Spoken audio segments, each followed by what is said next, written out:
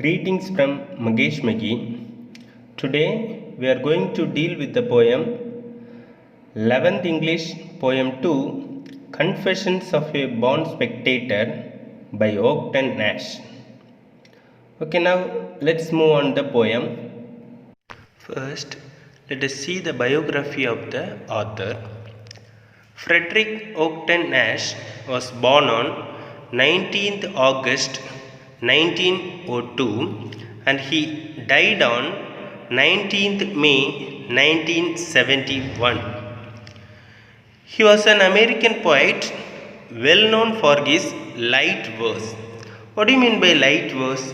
Light verse is nothing but it is a form of poetry that attempts to be humorous. Light means we can say brief or short. It is a short humorous poem. He wrote over 500 pieces in it. With his unconventional rhyming schemes, he was declared the country's best known producer of humorous poetry. Unconventional rhyming scheme. What do you mean by unconventional? It means unfamiliar or unusual. And his light verse even earned him a place on a postage stamp. This is the biography of the author. Now let us move on the poem. Okay. First, let me introduce the poem Confessions of a Born Spectator. Look at the title, Confessions. What do you mean by confessions? Confessions means acceptance or admit something. Spectator means audience. Here, the poet admits that he is a born spectator. He believes that a spectator can be as enthusiastic as a player. The poem Confessions of a Born Spectator, Ogden Nash talks about how people choose different sports in their lives or they decide to become athletes. Though the narrator admires all the talents of the athletes, he derives satisfaction from watching them but does not wish to exchange the places with them. He is never be an athlete. He is only a mere spectator alone. Now, let's read and enjoy the poem. Okay, now let's move on the first stanza of the poem, Confessions of a Born Spectator. Let me read, listen carefully. One infant grows up and becomes a jockey. Another plays basketball or hockey. This one, the prize ring, hates to enter. That one becomes a tackle or center. I am just glad as glad can be that I am not them, that they are not me. First of all, we discuss the meaning of some words. Here in the first line, infant. Infant means child. Then jockey.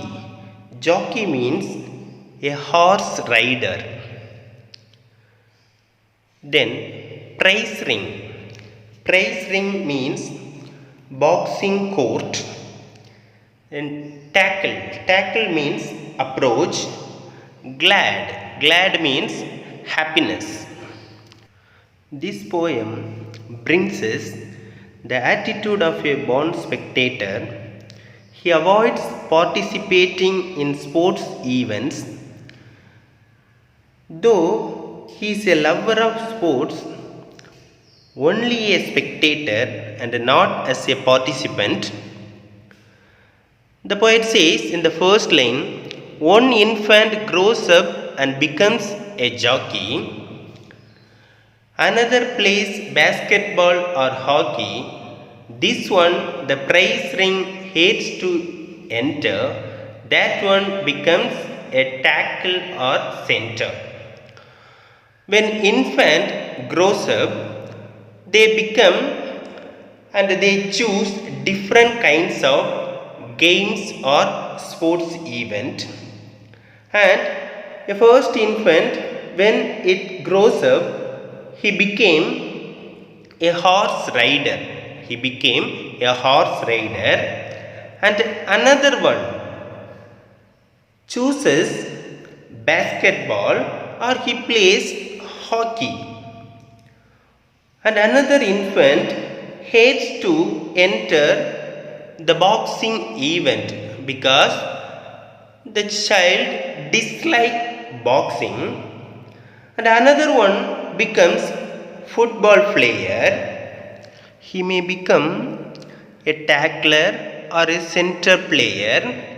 But the poet is very happy. I am just glad as glad can be. Here I refers to the poet. The poet is very happy.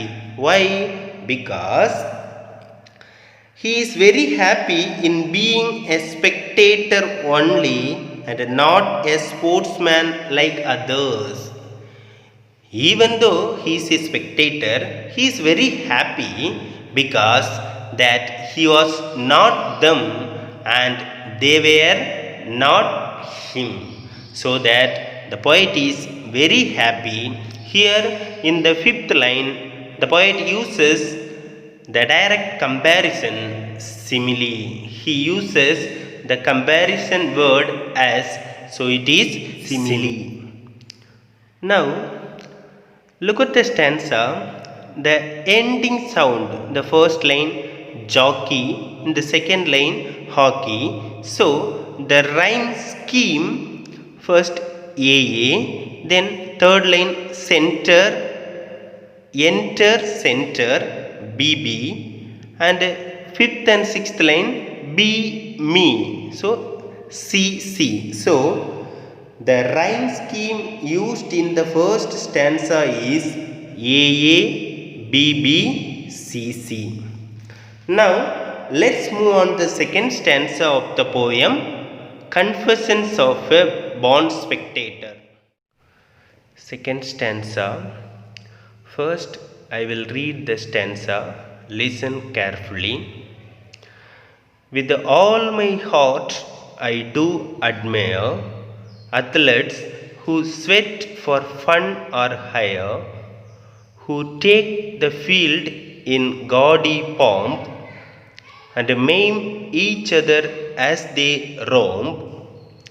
My limp and baseful spirit feeds on other people's heroic deeds. First, I will give you some meaning of the words. First, gaudy pomp, showy dress. Showy dress means colorful dress and attractive dress. Maim. Maim means injure, make wound. Romp means play in a rough way. Limp, weak. Baseful, shy and reluctant. Feeling of shy and reluctant means unwilling. Heroic deeds. Heroic deed means brave actions. Brave action in the sense play as brave activities, heroic activities. Let me read again. With all my heart I do admire athletes who sweat for fun or hire, who take the field in gaudy pomp and maim each other as they roam. My limb and bashful spirit feeds on other people's heroic deeds. With all my heart I do admire. Here in the second stanza, the poet says he wholeheartedly admires the athletes. Here in the first line, I refers to the poet. He says, athletes, they sweat for fun or hire. Fun we know. Some players play only for enjoyment and the others may play for money. So their profession, so that they are making money in it. So even though they play either for entertainment or money, the poet admire them very much. The poet love them very much. Who take the field in gaudy pomp. What do you mean by gaudy pomp? Yes, showy dress, colorful dress. We can see or we can watch football players and cricket players. They wear different kinds of dress. They are colorful. So when they were entering into the field here refers to the playground, they are wearing colorful dress and maim each other as they roam. And maim, what do you mean by maim? Injure each other as they roam. Roam means play in a rough way. Roam means play in a rough way, and here they refers to athletes. Athletes are sports persons. When they are playing, they play in a rough way so that they injure one another while they are playing. My limp and baseball spirit feeds on other people's heroic deeds. Now the poet says, my limp and baseball spirit, his own spirit, our poet's spirit is limp. Limp means weak, and baseball means shy and unwilling or reluctant to do something. So his body and also his spirit is very weak in order to play, and also he is very shy and he is unwilling to participate any game or sports, and he admits that. So he confesses that his spirit or he is very weak and shy. And on other people's heroic deeds, his spirit feeds on other people's heroic deeds. He rejoices on seeing other people's heroic deeds. What do you mean by heroic deeds? Heroic deeds means adventurous activities or brave actions done by the athletes or sports players. He is watching their heroic deeds or brave actions. His own spirit, his own soul is happy and he is rejoicing on seeing their brave activities.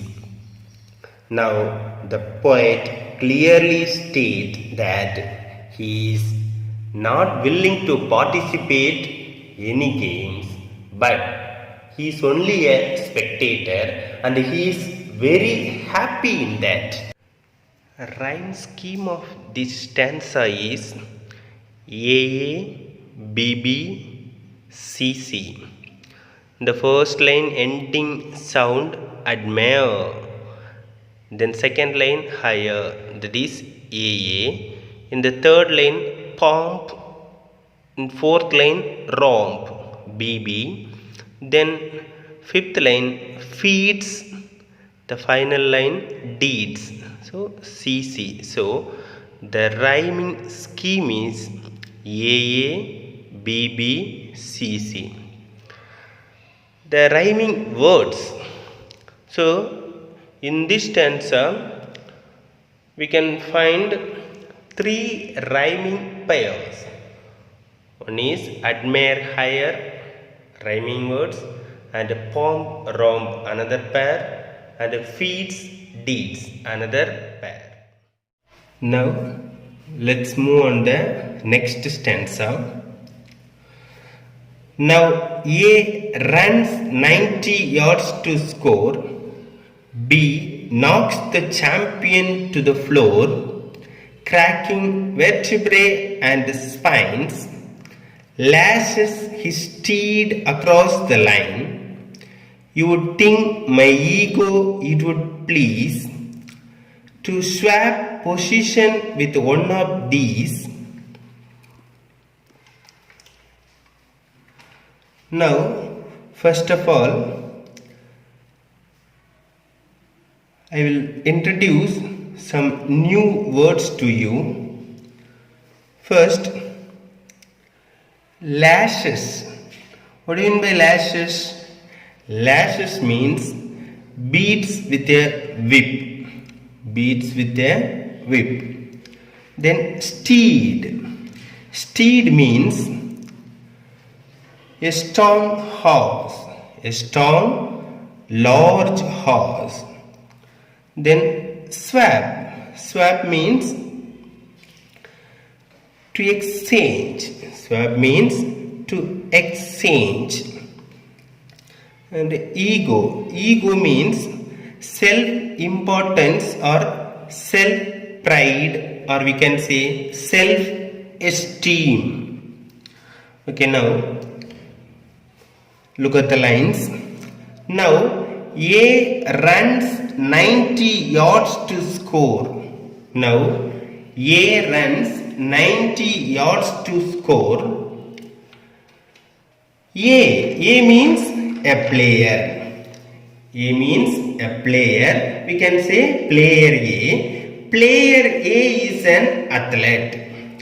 Player A is an athlete. He wants to run 90 yards to win. 90 yards to win the event, or he wants to run 90 yards to reach the victory line. So he is running and he is about to reach the victory line. He has to run 90 yards. Okay, now what do you mean by yard? Yard is a measurement. 1 yard is equal to 0.91 meter, or we can say 3 feet, or else 36 inches. So player A has to run 90 yards in order to reach the victory line. B knocks the champion to the floor. B, player B knocks the champion to the floor. Knock means hit hard, strong hit. B is boxing player, okay, boxing challenger. He knocks the champion to the ground. He knocks him and the champion fell down the ground. Cracking vertebrae and the spines.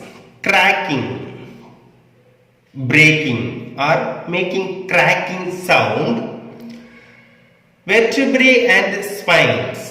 Spines means spinal cord or backbone. Vertebrae means the small bones which consist of the spinal cord. Then look at the next line. Lashes his steed across the line. When a jockey means a horse rider, lashes his steed means a strong horse, lashes using his whip, he beats that in order to run across the line, in order to reach the victory line, he beat the horse. While beating or while doing these things, his vertebrae and backbone making cracking sound. You would think my ego it would please. Here, you refers to the reader. The poet says, you may think, we reader may think, my ego, that's poet's ego pleases. While watching these things, these games, poet's ego pleases to swap positions with one of these. To swap means exchange. To exchange the position with one of these. One of these means for imagine to become either an athlete or a boxer or a horse rider.